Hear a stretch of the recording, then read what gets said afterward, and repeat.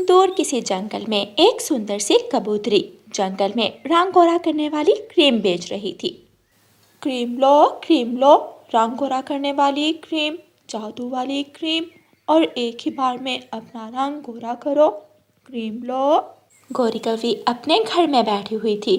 गोरी कवि कबूतरी क्रीम बेचने वाली की आवाज़ सुनकर अपने घर से निकलती है और बाहर जाती है। कबूतरी, कबूतरी, रुको रुको। जी मैडम जी, बताएं, क्या आपको रंग गोरा करने वाली क्रीम लेनी है, मुंह से छाइयाँ दूर करने वाली, या फिर बाल लंबे करने वाली? कबूतरी, अगले महीने मेरी बहन की शादी है। मैं चाहती हूँ कि मेरी बहन की शादी तक मेरा रंग गोरा चिट्टा हो जाए। क्या तुम्हारी इस क्रीम से मेरा रंग गोरा चिट्टा हो जाएगा? कवि मैडम, आपका रंग कुछ ज़्यादा काला है। आपको ये क्रीम 3 बार इस्तेमाल करनी होगी और फिर चौथे दिन आपका रंग अंडे की तरह सफ़ेद हो जाएगा। ये सुनकर गौरी कवि बहुत खुश होती है। तुम यहाँ बैठो, मैं अभी घर से पैसे लेकर आती हूँ। गौरी कवि जल्दी से अपने घर वापस जाती है। अलमारी में देखती है, लेकिन उसके पास तो पैसे नहीं थे। अब क्या करूँ, पैसे भी नहीं है, रंग भी गोरा करना है। मैं ऐसा करती हूँ, मैं रानू चिड़िया से कुछ पैसे उधार ले लेती हूँ। गौरी कवि फिर से उड़ती है। मैं अभी आई, मैं अभी आई। गौरी कवि जाती जाती क्रीम बेचने वाली कबूतरी से कहती है और रानू चिड़िया के घर जाती है। चिड़िया चिड़िया, मुझे 100 रुपये उधार दे दो, मैं कर दूंगी। मैं 1-2 दिनों में तुम्हारा उधार वापस कर दूंगी। लेकिन गौरी, बताओ तो, तुम इन पैसों से क्या करोगी? मुझे ना अपने लिए रंग गोरा करने वाली क्रीम लेनी है। देखो तो मेरा रंग कितना काला है। सब मजाक उड़ाएंगे मेरी बहन की शादी पर मेरा। गौरी, ऐसी क्रीमें 2 नंबर होती हैं, मेरी मानो तो रहने दो। मैं लूँगी रानू चिड़िया, अगर तुमने मुझे पैसे उधार ना दिए तो मैं किसी और से ले लूँगी। नहीं नहीं, उधार तो तुम ले जाओ। रानू चिड़िया गौरी कवि को 100 रुपये उधार दे देती है और गौरी कवि जल्दी से वापस जाती है। दिन में 2 बार लगानी है ये क्रीम, 100 में 1 ट्यूब ही मिलेगी। बाकी अगर और लेनी हुई तो कल झड़ने पर आ जाना। ठीक है कबूतरी, मेरा रंग गोरा हो जाएगा ना? मैंने कहा ना, अंडे की तरह सफ़ेद हो जाएगा, चिंता ना करो। गौरी कवि क्रीम लेकर अपने घर चली जाती है। शाम को कालू कौवा अपने घर आता है। गौरी कवि ने चेहरे पर सफ़ेद क्रीम लगाई हुई थी। गौरी कवि अपना मुंह दूसरी तरफ कर लेती है। गौरी, ये क्या, तुम भूत क्यों बनी हुई हो? कालू जी देखना, मैं अब गोरी चिट्टी हो जाऊंगी। पहली बार सुना है, गोरी चिट्टी कौवी। पागल, हम कौवों का रंग ऐसा ही होता है, काला। हम काले ही अच्छे लगते हैं। लेकिन मुझे मेरा काला रंग बिल्कुल भी पसंद नहीं है। दूसरे दिन गौरी कवि कालू कौवे से सब्जी के पैसे लेती है और झरने पर चली जाती है। कबूतरी कबूतरी, मेरा रंग गोरा कर दो, मैं तुम्हें और भी पैसे दूंगी।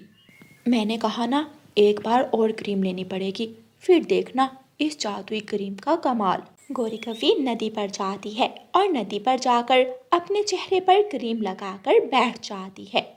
तोता और चिड़िया नदी से पानी पीने आते हैं। तोता गौरी कवि को देखकर हंसने लग जाता है। गौरी, गौरी, तुम तो कोई भूत लग रही हो। चिड़िया, ऐसा लग रहा है जैसे कोई चुड़ैल हो। चला जा यहाँ से, मोटी चोंच वाले, अगर मुझे गुस्सा आ गया तो जान से मार दूंगी। गौरी बहन, आपने ये रंग गोरा करने वाली क्रीम और कितने दिन लगानी है? बस 1 दिन और लगाने से मेरा रंग गोरा चिट्टा हो जाएगा। गौरी कवि नदी से मुंह धोकर घर जाती है। कालू कौवा भूखा बैठा हुआ था। तुम कहाँ थी? घर में ना रोटी है ना सब्जी। कालू जी माफ़ करना, जो पैसे तुम सब्जी के लिए देकर गए थे, मैंने तो उन पैसों से रंग गोरा करने वाली क्रीम ले ली। तो क्या अब मुझे भूखा रहना होगा? मटके में मकई का एक दाना पड़ा है, तुम वो खा लो और मैं चावल का दाना खा लेती हूँ। कालू कौवा रानू चिड़िया के घर जाता है और रानू चिड़िया से रोटी लेकर खा लेता है। रानो, तुम ही समझाओ गौरी को, वो मेरी कमाई खराब कर रही है। भला कभी कौवों के रंग भी गोरे देखे हैं तुमने? कौवे भैया, मैंने गौरी को बहुत समझाया। वो कल मुझसे 100 रुपये उधार लेने आई थी, लेकिन वो किसी की बात सुनने को तैयार ही नहीं है। तीसरे दिन गौरी कवि बुलबुल के पास जाती है और बुलबुल से कहती है, बुलबुल बुलबुल, मेरे पेट में बहुत दर्द है, मुझे अपनी दवा लेनी है, मुझे 100 रुपये उधार दे दो। मेरे पास इतने पैसे तो नहीं हैं, लेकिन मुझसे तुम्हारे पेट का दर्द देखा नहीं जाता। ठीक है, तुम ले जाओ, लेकिन बाद में मुझे वापस कर देना। गौरी कवि आज फिर कबूतरी से क्रीम ले लेती है। कवि, आज क्रीम लगाने के बाद रात को मुंह ना धोना, फिर देखना आज रात इस क्रीम का कमाल। कबूतरी, अगर मेरा रंग रात रात में सफ़ेद हो गया तो मैं तुम्हें इनाम भी दूंगी। इनाम तो मेरा बनता है। गौरी कवि रात को क्रीम अपने चेहरे पर लगाकर सो जाती है। जब सुबह गौरी कवि सोकर उठती है तो उसे आंखों से कुछ दिखाई नहीं दे रहा था। कालू, कालू जी, तुम कहाँ हो? मुझे कुछ दिखाई नहीं दे रहा। झूठ मत बोलो, कल तक तो तुम अच्छी भली थी। कालू, मैं सच कह रही हूँ। गौरी कवि उड़ने की कोशिश करती है तो दीवार से टकराकर गिर जाती है। ये क्या हुआ? कालू, मैं अंधी हो गई। और लगाओ ऐसी केमिकल वाली क्रीमें ले लेकर। गौरी कवि रो रही थी। रानू चिड़िया गौरी कवि के पास आती है। गौरी, चिंता ना करो, मैं तुम्हें आंखों में डालने वाली दवा ला कर देती हूँ, जिससे तुम ठीक हो जाओगी। चिड़िया, ये मेरे साथ क्या हुआ? मैं तो अपना रंग गोरा करने चली थी, मैं अंधी हो गई। गौरी, मैंने तुम्हें मना किया था, लेकिन तुम कब किसी की सुनती हो। फिर रानू चिड़िया गौरी कवि को दवा ला कर देती है। गौरी कवि अपनी आंखों में दवा के कतरे डालती है और ठीक हो जाती है। गौरी, क्या आप क्रीम लोगी रंग गोरा करने वाली? ना कालू जी, शुक्र है चिड़िया ने मुझे ठीक कर दिया। अब तो मैं भूल कर भी ऐसी क्रीम नहीं लगाऊंगी। प्यारे दोस्तों, इस कहानी को लाइक, अपने दोस्तों के साथ शेयर और चैनल को सब्सक्राइब करना बिल्कुल मत भूलना। आपका धन्यवाद। गाजर चोर कालू कौवा। किसी जंगल में रानू चिड़िया रहती थी। वो बहुत ज़्यादा मेहनती चिड़िया थी। रानू चिड़िया ने एक खेत में गाजर की सब्जी उगाई हुई थी। वो दिन रात देर तक अपने खेत में काम करती थी। गुड़िया बेटी, मैंने गाजरों के पौधों को साफ कर दिया है। अब ये सारी बेकार जड़ी बूटियाँ हम खेत से उठाकर बाहर फेंक देंगे। दोनों माँ बेटी काम कर रही थी। उसी जंगल में कौवों का एक लालची जोड़ा रहता था, जो हर समय चोरी करने की योजना बनाता और मुफ्त में भोजन ढूंढने के उपाय निकालता रहता था। दोनों कौवे ऊंचे पेड़ पर बैठे चिड़िया को काम करता हुआ देख रहे थे। कालू जी, इस चिड़िया की गाजर की सब्जी तैयार हो गई है। अब कोई उपाय निकालो जिससे हम चिड़िया की गाजर की सब्जी चुरा सकें। अगर गाजरें चोरी की तो चिड़िया को सब पता चल जाएगा। हम ऐसा करते हैं, मेरे मामा जी के पास जाते हैं। मेरा मामा बहुत बड़ा सब्जी चोर है, वो हमें ज़रूर कोई ना कोई उपाय बता देगा। दोनों कौवे उड़ते हैं और जंगल की दूसरी तरफ बांसों के जंगल में जाते हैं। वहाँ कालू कौवे का मामा जी रहता था। तो गाजरें चोरी करनी है भांजे ने। हाँ मामा जी, कोई ऐसा उपाय बताओ जिससे सांप भी मर जाए और लाठी भी ना टूटे। मतलब हम गाजरें भी चोरी कर लें और चिड़िया को खबर भी ना हो। कालू भांजे, तुम ऐसा करो, गाजर का पौधा उखाड़ कर नीचे से गाजरें चोरी कर लो और पौधे को फिर से उसी जगह पर गाड़ दो। ऐसे चिड़िया को कानों कान खबर भी नहीं होगी कि कोई उसकी गाजरें चुरा रहा है। मुझे पता था, मुझे सब पता था। मेरे मामा जी मुझे कोई बढ़िया उपाय जरूर बताएंगे। कालू कौवा और गौरी कौवी वापिस जाते हैं। रानू चिड़िया और उसकी बेटी ने अपना काम खत्म कर लिया था। मामा चिड़िया अपने खाने के लिए खेत से कुछ गाजरें निकालती है और दोनों माँ बेटी वापिस अपने घर चली जाती हैं।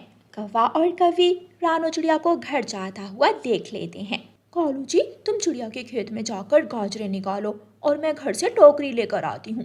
जल्दी आना, मुझे अब और इंतजार नहीं हो रहा। कालू कौवा रानू चिड़िया के गाजरों के खेत में जाता है। वो खेत की एक तरफ गड्ढा खोदता है और एक सुरंग बनाकर नीचे से गाजरें निकालने लगता है। गौरी कवि भी टोकरी लेकर पहुंच जाती है। कालू जी, बाहर आ जाओ, मैं टोकरी ले आई हूँ।